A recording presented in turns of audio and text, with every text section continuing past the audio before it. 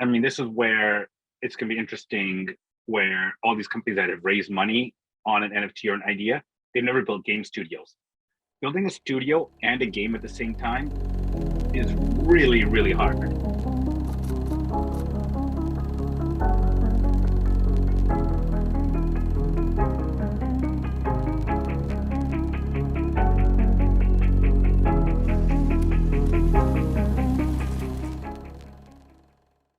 I guess, Spencer, how do you want to start this? Do you want to start with some background stuff, or you want to kick it off? Oh, you're on mute, my man. That's how I want to start it off, on mute. Yeah, I've also have this crazy thunderstorm going on right now. So if my power goes out for any reason, or if you see or hear any really loud thunder, that's why. But yeah, no, I'm super excited to meet you, Pavel. Obviously we had the article in the newsletter, and I think we got some initial feedback and people were really excited to learn more. So thanks for making time to chat. I think it'd be most helpful to kind of start with some basic background, how you got into the space, how you got into crypto. I think that's always interesting. That's a cool place to start. So, I mean, background is actually came from video games. So used to be used to work for ran studios for Disney Interactive, did projects with Microsoft, Nintendo, EA, Activision, just name it. So I was doing that for the longest time. So everything from CFO, general manager type of duties, business development, M&A, was doing that. And then had some kids, and then we started a book publishing platform on the iPad, saying, hey, kids are going to be reading on the iPad, make interactive books, and it'll be cool. So we called it Story Panda. Had some really cool content on there, like from Snoopy, had deals with Batman, Warner Brothers, DreamWorks, original artists, and I think about 100 authors creating books on it. But what happened was interesting, and this is what you learn, is, the thesis was iPad is growing. Everybody who's buying iPads were between 30 and 40. They had young kids, high income earners. So it was like, okay, so that will be the tool, and build content for that demographic who keep getting their kids on, similar to myself. Then what happened was the cost of content on the iPad, mainly because of Angry Birds and others, went to zero. It was like, no. So it was weird. You could build an interactive book with all these bells and whistles, really cool learning, and parents didn't want to pay for it. But they would go to Toys R Us and get this plastic book, which has hit the buttons, they'll make a sound. It's just basically just cheap plastic toy masked as a book. They'll pay $25 for. So it was just a really interesting phenomenon that you figure out that, wait, this is it doesn't make sense, right? But that's how it was. The funny part was we were funded by 500 startups out of Silicon Valley, one of the first groups, and they had gone deep because they too had kids in the same age. And so they had gone down a thesis of, family-based learning or entertainment or content is going to be big because of these reasons. Every single one of the companies completely failed because the cost of content just went completely to zero. Yeah. So, I know this is a long-winded story, but I guess what I'm saying is, because if there's entrepreneurs listening, they'll know, hey, you come with thing, and it's you can get everything you could do right, but if the market completely shifts, what can you do? And then that was, we were beating ourselves up, and I remember we called 500 startups, said, hey, this isn't working, and they said, that's okay, nobody's did. This is why we're in this business. You just make bets and keep going. So that was kind of encouraging, you know what I mean? Just all right. Yeah. They didn't really, they were good, just hopefully the next thing you do will be awesome. That's right. That's funny that you said that, because I'm a new parent, or semi-new. We have a 9-month-old. And that's, I think, exactly kind of where we're at too, is I would look at an app, and if I looked at an app and it was $3, I'd be like, nah, I'm not going to pay for that.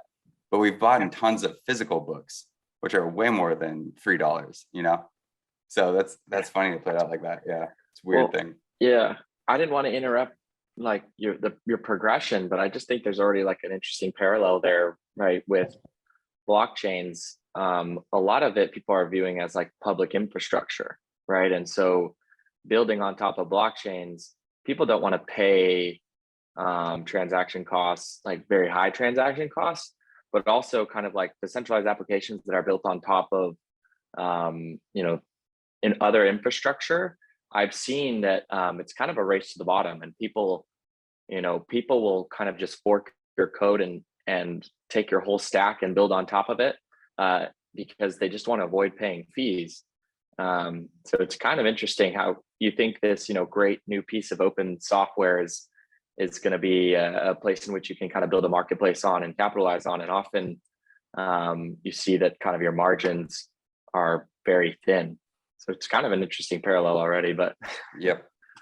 That is funny. So how'd you then go from like building this publisher to MixMob? Where's the yeah. So then it was like, you're like, man, this sucks, right? You're kind of down, licking your wounds, and then said I just really kind of needed to take a break because working all the way through. And then my kids are young, and I just said, you know what? I'm just gonna do some consulting, go back to do some game stuff, M&A, just helping projects. And then basically, and through that time, got into crypto and, stumbled into Bitcoin. Crypto said, hey, this is interesting. And you know how it is, you go down the rabbit hole.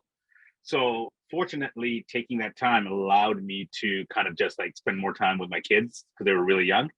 And like, I would pick them up, I would drop them off at school, go work like 5-6 hours, then go pick them up after school and do all that for a few years while kind of learning crypto and doing other things, just figuring out what's next. And then after that, I was like, all right, I want to go full into crypto, and decided that, hey, got to do Asia seems like a more exciting place for that. And basically got up and then moved to Singapore and got everything going. Yeah. This is kind of a side note, but I'm interested in it because I've also lived in Asia and now I have a little kid. How hard was it to like get your kids over? Like what age were they when you took them over there? And how hard was it to get them integrated into schools? And did they go to like an international school there, or how does that work? Singapore is really easy. So they were 6, 8, and 10 when they got over to there. And for them, Singapore, because it's, compared to Vancouver, Seattle, it's plug and play. Like, you know what I mean? They all speak English is the main language. Everybody speaks English. They have 4 national languages, English, Mandarin, Tamil, and Bahasa, which is the Malaysian, Indonesian language. And then, so it was literally plug and play. Like came in, lifestyle's the same.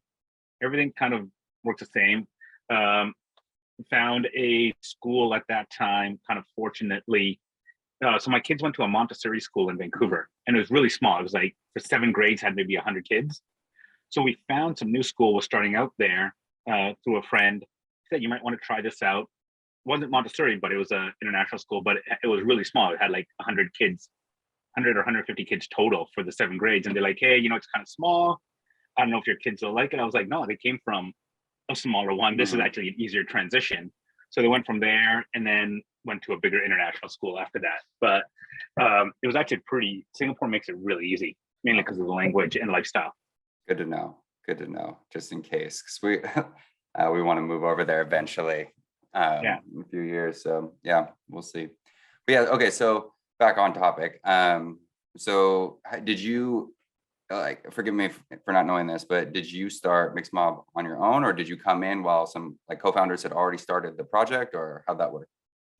No, so it was actually exactly a year ago. So, watching the space, seeing what Axie was doing and everything. And so people who come from games, you don't want to be the first person who innovates. You kind of want to see what others are doing and tweak. So if you look at the history of gaming over the last, say, 12, 15 years, when social games were going, yes, some people had done it, broke ground, and then Zynga came in, did Farmville, shot up, but then Supercell came along and said, hey, let's tweak it a bit and make a better game because Farmville's not that fun, or blah, blah, blah, went that way. If you look at the mobile games, same thing happened. Like people were cutting edge doing it. Then the real talent came in and said, oh, we can do better, more fun games, and on and on. So from there, even though I knew blockchain gaming was going for a couple of years, I was just like, yeah, it doesn't seem any fun. What's it going to do? Don't see what the use cases are. But once I saw that, hey, there's something working there, I ended up contacting Simon, who's the CEO of MixMob. So Simon actually used to work for me. He was our first hire at Story Panda, the book publishing platform. Okay. So after we had shut down, Simon spent the last X number of years working at Electronic Arts, Lego, building everything from working on FIFA to games like Lego to even Poker Stars. He was on the Poker Stars team, helping as an outside person do some innovations there. So he did every type of game all over the place and became a really good designer and innovation leader. So we always kept touch. And so then last July, I called him up and said, "Hey, Simon, check this thing out with Axie." And he did. I said, "You think we can do better than this, or we can innovate on that?" And he spent some time. He was like, "Oh yeah, we can do this." I was like, "Let's get some talent." And because we had the contacts, we felt that if we can assemble a talented team, that will do. We can, no matter what happens, we can adjust and make a better product. So that's how it happened. It was literally me talking to him. He said, "Yeah, let me make some calls." We did. Got the 5 founders together. That took us to, let's say, so the process was July, go get the team. August was with the 5 founders. Okay, I said, you guys got 1 month to come up with a concept, what will work, and pitch it to me like I'm a publisher, like a game publisher. If I like it and I think it works, don't worry, I'll get the money. And so basically August 30th, they had it done, pitched it out, said, this works. Contacted a bunch of people I know from the crypto space over the last couple of years that I knew. And they said, here's a team. I'll be part of the founding team as well, not doing day-to-day. Simon's going to do that.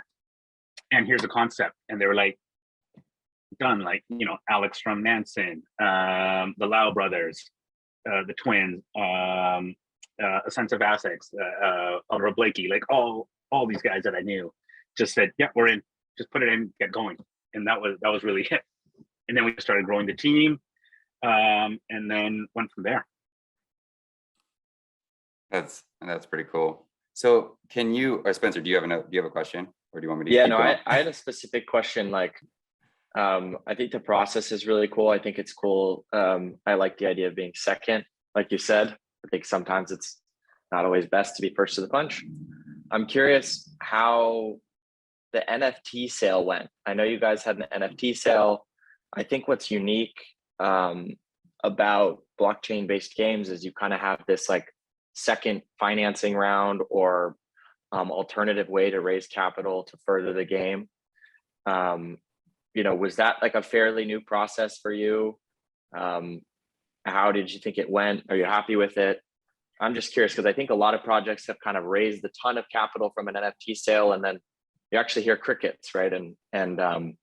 And now it's okay, let's go build a game. It sounds like you guys had the vision first, and then kind of use this as another additional capital raise.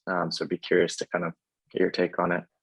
Yeah, I mean, you'll actually really like this. So we had no intent to do an NFT sale. It was just going to be a game.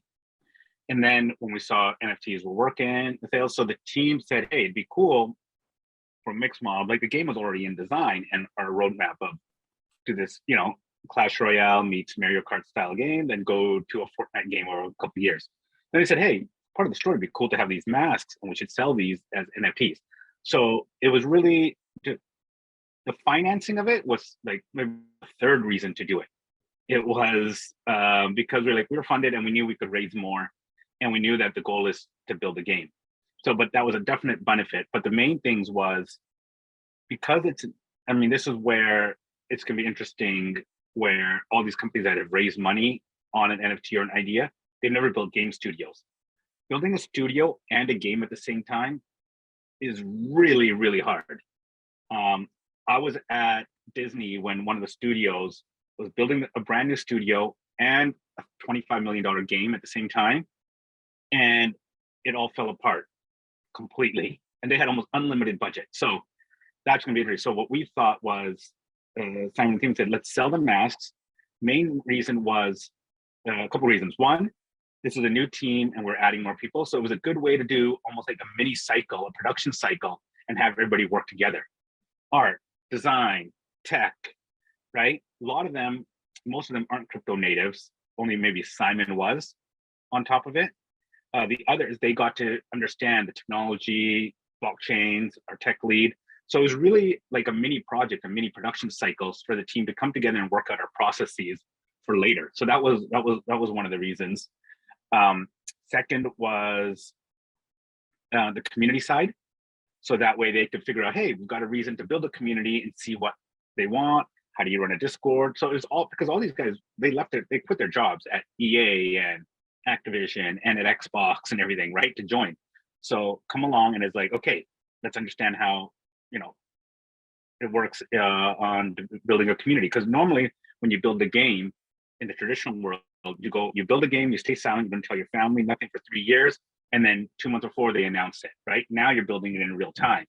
So that was the second reason, community. Third was because all of them are new to crypto, it gave them a mini crypto cycle to deal with. Like, stuff goes bad. Oh, they need this. And the day of the sale, like, something didn't work out and we had to fix it really fast. So they went through all those pains in a 8-week span.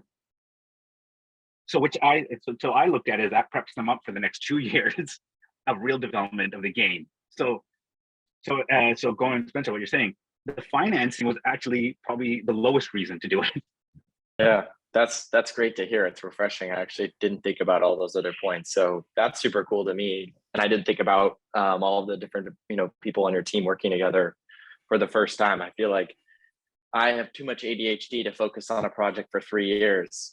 So Yeah. it's probably great, probably a great team exercise. And,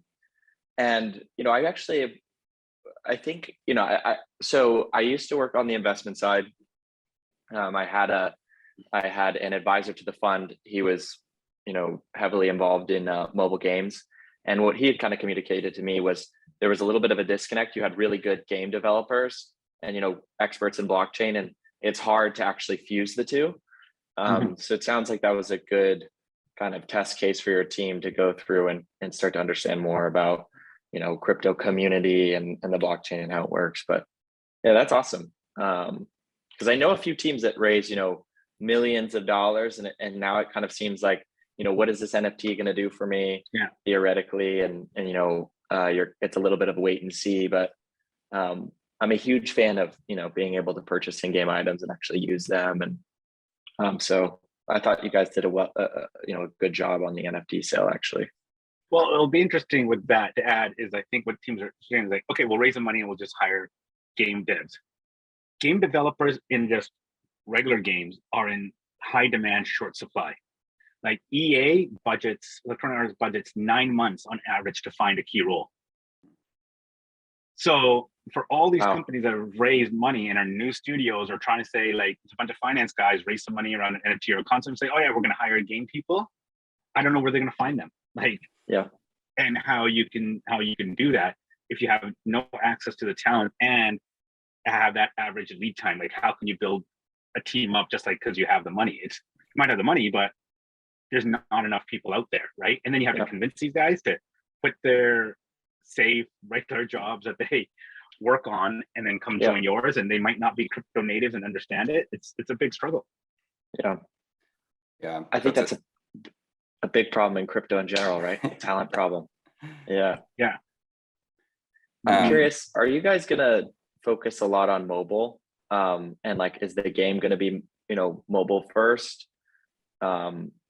Just because I'm not sure how you navigate the actual process of listing a game in the Apple App Store, and if that's something you guys are thinking through. Yeah, actually, can you start with, before you answer that question, can you start with like, what is the game? Like, just go into into detail, like, what is the game? How do you play it? And then is it going to be mobile? And then is the game going to morph into something else? Just give us the whole background on it. I think would be interesting. Yeah. So the concept of the game is, so we wanted to build a hyper casual game, and because after Simon, Karina, and some of the team members have done over the last 10 years, and going back to Spencer, what you said, the last thing they want to do is work on one project for 3 years and then have it come out. They're like, if we want to do that, I'll just stay at, Karina worked at Halo, right? I'll just work on that, or Battlefield at Electronic Arts. I'll just do that for 3 years because it's totally no risk and we get paid well and all that stuff. So they're like, if we're going to do it a new way to quit my job, it's got to be something where we see product and reaction fast. So Simon, the CEO of MixMob, he said, no, we're going to do a hyper casual game.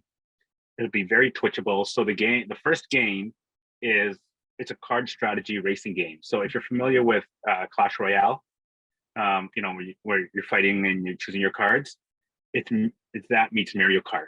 So you got the racing. So no one has actually done a game like that where, let's say, the three of us are playing. We get our MixMob, we come in with our MixMob avatars. We pick our mix bots or robots that are coming into the game. That is what you race around with, right? Now we start building our card deck, our strategy. So think of it like, when you're playing Mario Kart and you pick up your power-ups as you go and you use those. Now imagine designing the different power-ups beforehand, because I can look at like Justin and be like, oh, he picked that one, so I'm gonna need this to counter. And Justin goes, oh, Pavel's got those ones, I need this to counter. Spencer's doing this. So we pick those, so that way we kind of lay our card strategy for, and that lays out our power-ups that we would get to in the game. So that's why we call it Clash Royale meets Mario Kart. So that's that base game. It's meant to be super twitchable, like people are watching it, they'll stream it. On our alpha test last in April that we did the sessions, people are already streaming it onto Twitch. Lots of sessions are being viewed, watched, so they like that. Now, going back to your question, it's designed to be browser based because you can't really do App Store right now, but you can do it on the browser on the phone. And then our tech team is figuring out ways to get around where you can almost do a downloadable or open it up, but right now, we browser based on the phone. And hey, if this Solana phone works out, then that'll probably bypass a lot of the App Store things. And Solana's got their own App Store, and then they'll allow all that stuff. So the game is that will come out this year. The goal is that introduces all the characters, the IP, the masks, the different NFTs, the lifestyle, the brand. So it's a low risk to test everything and tweak it, because users are actually more forgiving on casual games, and they can just say, hey, you just fix it, tweak it, and get it better. Because if we had, let's say, gone and said, let's make this is going to morph into an MMO, Fortnite style battle royale or MMO game in a couple of years. If we said from day one, that's what we're going to do, we could spend 3 years developing that, launch it, and it could be dead on arrival. When I was at Disney, I saw them do that twice. 2 different games, $30 million budgets each, 3 years development cycles each, both were dead on arrival at the beginning.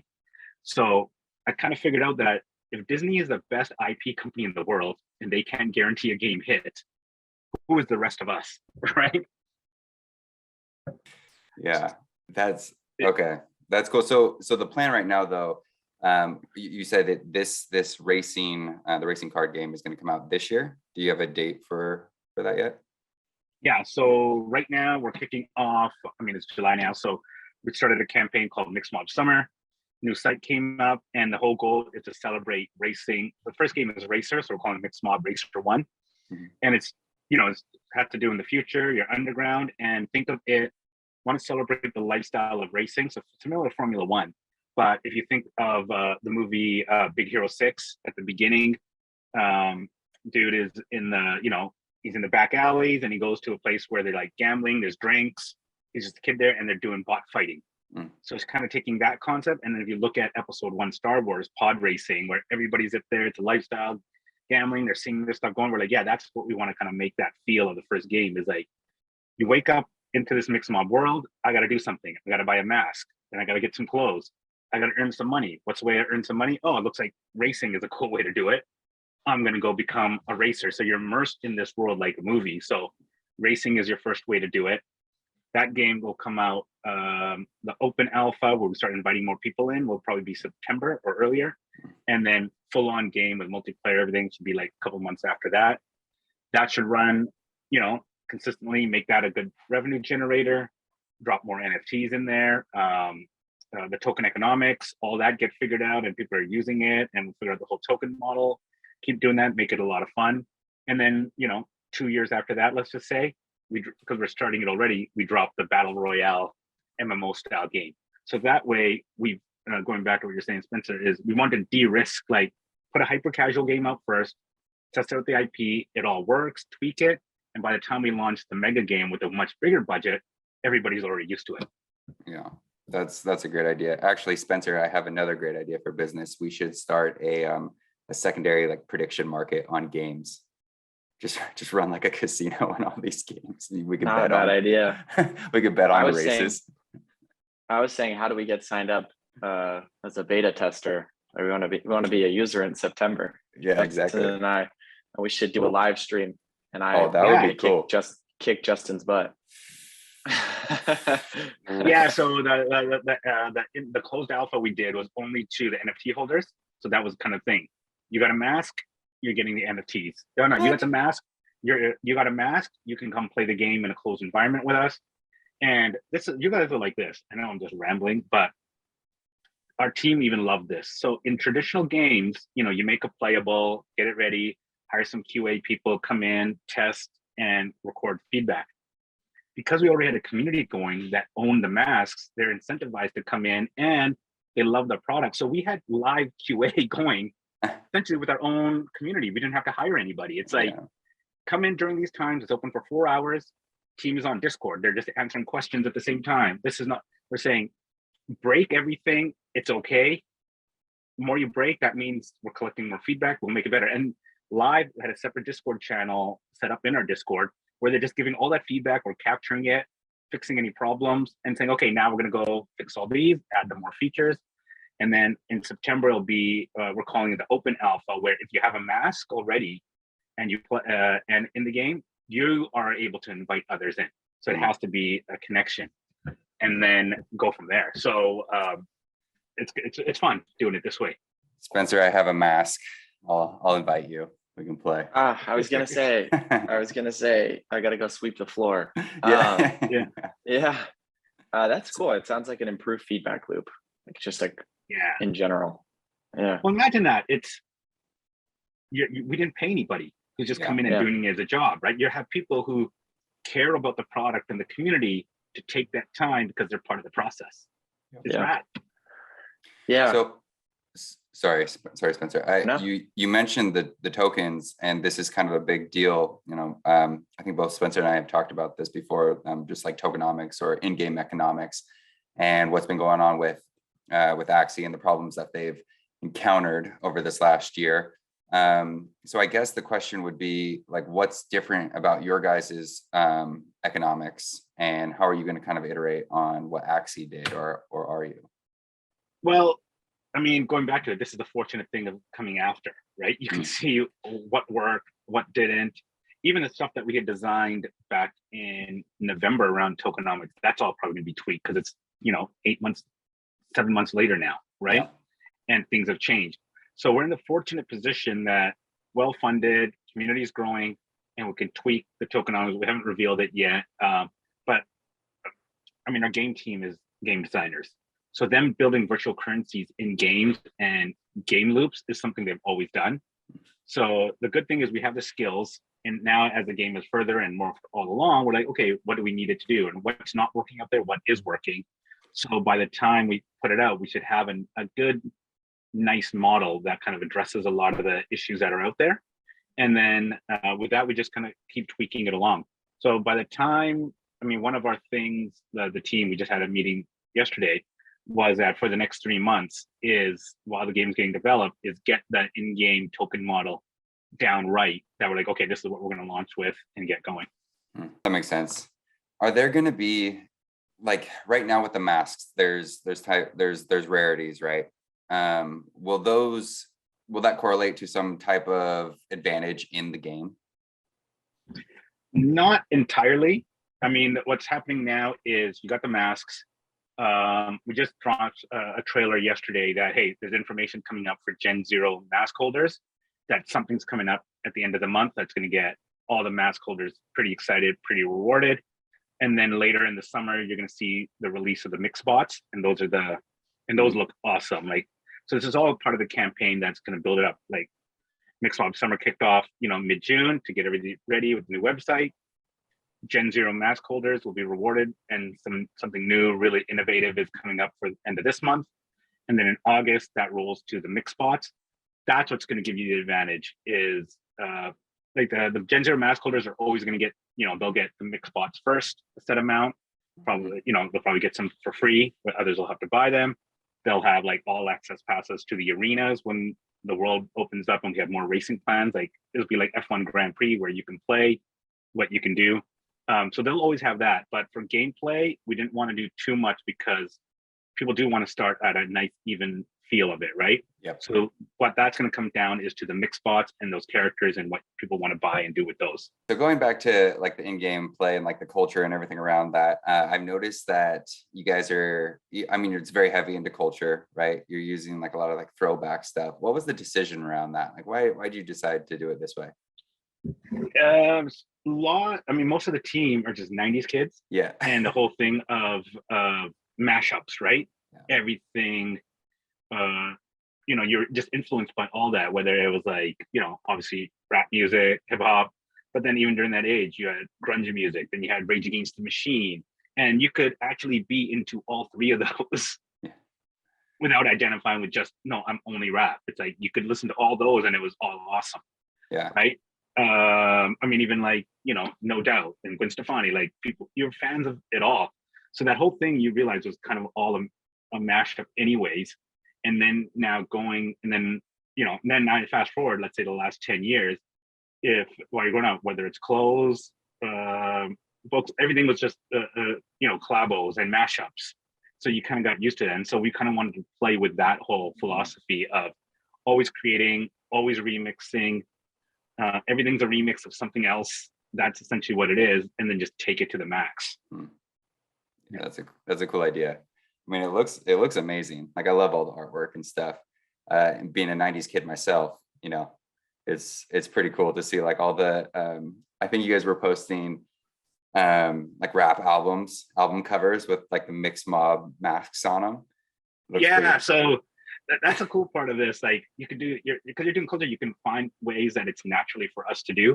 Mm-hmm. So I think it was Rolling Stone a couple of weeks ago did like, you know, the 100 best rap albums of all time. Yeah. And I sent it to the marketing team. I was like, let's just throw this contest out there. Yeah. Pick your favorite, throw the MixMob masks on there, remix these classic album covers, and then we'll give stuff away, right? Yeah. Yeah, that was really cool. So with that, and also the culture aspect really, really cool because it lends well with us is that, you know, we're introducing music into the gaming, talking to a bunch of DJs, producers, upcoming ones, established ones, how we can put them in, make that part of it. But also, you know, let's just say there's a good DJ out there for a MixMob to all of a sudden say, hey, we're going to sponsor the event.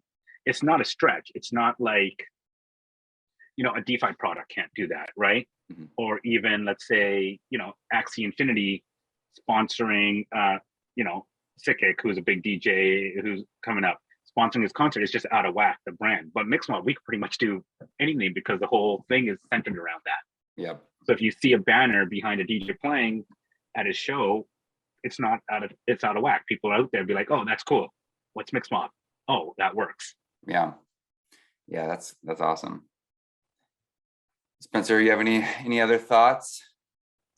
I was just curious, like the mobile game piece is interesting to me. I think you saw StepN kind of become the latest craze. I'm not sure how they were able to navigate and actually get their app in the App Store. I know it was under pilot, but kind of what are some of the difficulties of actually getting your game on the App Store, I guess, if you guys were to take a mobile focus? I know you're focused on web, but just more broadly, I think it's an interesting topic from the game developer perspective.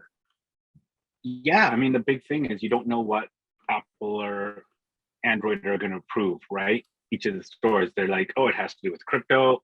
We're not allowing this, right? Oh, they can see it as gambling. We're not allowing it. So I think that's the biggest challenge. It's not as much tech, more just in that world would be their regulatory, right, on that. So what we got to do is figure out ways that, hey, you could still open up your phone, go to Safari or Brave, type in mixmob.io, launch the game, it'll play. Like the cool stuff is with the new stuff on browser like WebGL, the graphics are actually really good and the frame rates are really good that you can actually circumvent the App Store and still have a good playable experience. And I think we're looking at some ways of how you can take that browser, download it as a guide, almost kind of make it an app, but without going through the App Store. So, you know, you're always just kind of working at it. I mean, it's like true crypto fashion, right? Like cut out, you know, the big middleman and go direct to consumer, have the consumer own aspects of the game. It's pretty cool. I think it's really cool. Yeah. So. Well, I mean, it's interesting is you see the value. It's interesting how the Apple keeps that value. Like we got to take 30% cut. Well, I can understand in the first 2 years because the App Store was kind of curated. People were discovering out of there, like pick of the day and all that stuff. But now like I can't remember the last time I went to the App Store to find, like to discover an app to do. All you do is hear it from others or a product, whether it's Notion or a game, you hear about it, then you just go there and you just search it. You don't actually scroll down. So the distribution value that they had, let's say 12 years ago, has totally gone away. So it's insane to charge that tax. Oh, I do have one more thing. Sorry. There was a Twitter comment, a question, and he was asking what happens if the bear market continues for 2 more years. But it sounds like, I mean, you kind of already answered it, right? You guys already have kind of like this, 5-year outlook, correct? Well, we have a 5-year outlook for sure. Funding we raised in last December, January, and people are asking like, why are you guys raising? You just did a small seed round, a pre-seed round in September. You had done your NFT sales. Slowed down. I was like, no, I've been through a crypto winter, right? I went through that, and I knew how painful it is. And I told the team, I was like, no, we're going to raise now. We're going to raise a good amount that lasts us a couple of years, because this is in January. I was like, if it hits bad, we don't want to be hitting panic button or rushing anything. Just build the game. So we have enough money to basically see through that. Game comes out this fall, that'll go. The MixBot sales, we've established credibility. That'll be more revenue sources that come in. And if we want to do another round later on, by the time, if we do it, think about it from past year, they'll go, okay, you have a thesis of how gamers are playing and whether it evolves. So that's check. You have a game out, you got your community, your NFT sales are going, your branding is there. So basically it's like check, check, check, check. People still want to invest and deploy cash. So we will be in so if we need to go raise another round, we'll be in a much better position because it's like we've de-risked everything, right? Yeah. I kind of have my own thesis that crypto gaming is going to be a large part of the next cycle. So bring a lot of users back in. So I think this is going to be cool. I love MixMob. I like the branding. Like as a 90s kid, I'm obviously in love with like all the mixed stuff and all the, like I watched a few of what are they called? Mix labs on YouTube. And who is that exactly speaking? Usually that's Stu. He's the creative director. Okay. Creative director. And so one of the co-founders, creative director, that's usually that's all his brainchild of how all this stuff connects together. So it's pretty cool. Yeah, it is cool to like get a behind the scenes. So if like people are watching this and you don't know, you can go to MixMob's YouTube channel and they do like these Mix Lab things where the creative director talks about the process and like drops hints and talks about the story and that type of thing, and drops memes of Fred Savage and all these other like 90s things, which is pretty funny. It's fun that way. Like I said, it's like, I mean, the team, like I said, they came from professional big studios, and for them to say like, wow, we can be creative and have fun while we're building a game. The stuff that we do with MixMob, there's no way EA or any of these guys would ever approve stuff like that. Like DJ Sickick, the guy who wears a mask, I just came, my wife's cousin sent it to me saying, hey, check out this DJ. Oh, that's cool. He wears this mask. This kind of works well with MixMob. So I just contacted them. This is right during our NFT sale was going. Said, hey, as a reward, can you do like an online concert on Discord for us? Wear the mask, do it, name drop us, and do it for the community. And he was like, yeah, no problem. Do you think Electronic Arts or Activision would ever allow that to happen? Just like on a whim? Like never, right? Exactly. Yeah. That's something I do like about crypto, and I've always liked about crypto, is it's kind of like I don't know, it's the anti-corporate, or it was supposed to be, at least when it started, right? And I feel like there's still some of that spirit in crypto, and especially like in the new crypto games and stuff. So I think that's really cool. Yeah, so that's awesome. And also I think with the crypto games, as you touched on it, the next cycle, my belief is that everybody's saying that you got to get, how are you going to get these traditional gamers right now to come play crypto games? Like, what's a strategy? And I also go with the crypto, and forget about gaming, just crypto in general. My thing is, if you're between ages of, let's say, if you're 20 or 25 and up, and you still don't get crypto and you're questioning it, you're never going to get it. Yeah. So there's nothing we can do to educate that person to come in now and do anything. What I try to think about is like my kids are all 15 and under. What are they naturally going to gravitate towards, right? In finance, well, they played Fortnite, Minecraft, Roblox. They're used to digital currencies, building things, owning their own assets.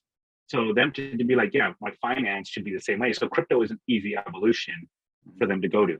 So crypto games will also be. So instead of focusing on all the 25-year-olds or 20-year-olds that up who are playing video games, saying, got to educate them on crypto gaming and why, but they're going to ask more questions like, why should I do it? The risks. Oh, if crypto is volatile.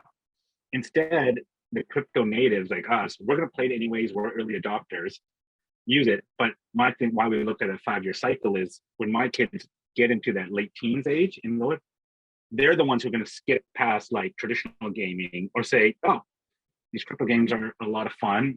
The graphics are good. And I'm already used to using digital currencies. I want to own my assets. I'm just going to play these. So at MixMob, we're trying to like appeal to the crypto natives that are right now who want to have that fun and the go-getters, bit anti-authority, not anti-authority, but just like innovators and like to go off the beaten path. Not try to educate the traditional gamers who go, well, I don't get it. Well, you're never going to get it.